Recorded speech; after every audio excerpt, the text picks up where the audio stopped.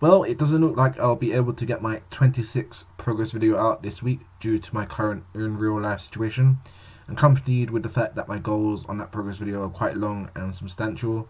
So without giving too much away, I expect that video will be out in the next couple of weeks.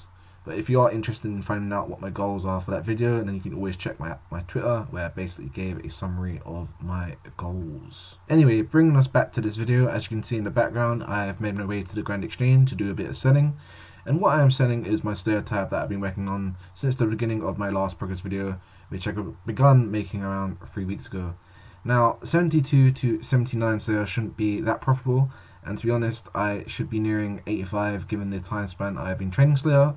But as I mentioned earlier, my in real life situation is quite hectic, so you'll have to forgive the noob gains. However, as the title says in this video, I have profited roughly 25 mil. Now, the 25 mil that I have made is a mixture of the tasks that I have gained between 72 to 79 Slayer, as well as the trips that I have made to the Lava Dragon Isle in Deep Wilderness as part of my goals to get a visit drop from a Lava Dragon, but the majority of it has been from Slayer. I got a couple of Dagonoth Kings tasks, plus I had a lot of dragon tasks such as the blue brutal dragons and black dragons, which I did on the King Black Dragon. 3 KBD heads, by the way, which I think is quite impressive considering they are 1 in a 128 chance of getting, and my kill count for the King Black Dragon is 51. So my original plan for this Slayer tab was to actually keep it.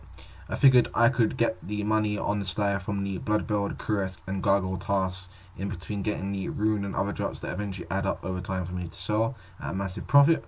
Plus I thought I'd be money making from rune crafting by crafting either astrals or nature runes, but I'm extremely fed up with the skill after been doing it for months, and I've been enjoying Slayer ahead of a lot, so my goal of getting 99 rune crafting is temporarily on hold whilst I get back to enjoying the game after such a long and tedious grind. Before I delved into my side PVM projects such as the aforementioned Lava Dragon drops, I sold basically my entire Slayer tab for around 20 mil, and after I did that I realised that if I delved into my Lava Dragon tabs as well as my large stack of blood runes and some of the other supplies, I could basically churn up enough GP to buy a Bandos Tasset, an item that I previously gained after grinding 500 Barrows chests back in January, but subsequently lost due to a hack on my account.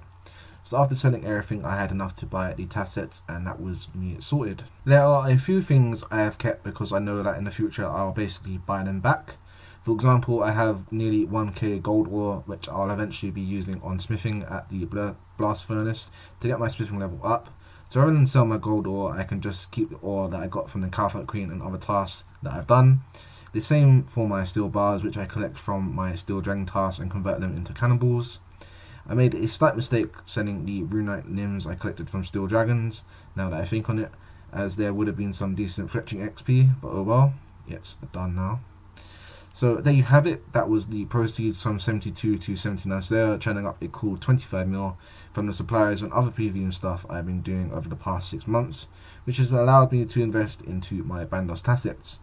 I'm currently working on getting enough Slayer points to buy a herb sack, which I have almost done, and I'll be getting my Soul Bearer and Gem Bag too, which should improve my gains. As I said at the beginning of this video, my next progress video will be delayed for at least a week, and in regards to my hardcore Iron Man, I do not have that time to play it, and I would rather work on my max cape for the Zeta in the spare time I do have, rather than grind Winter Toad.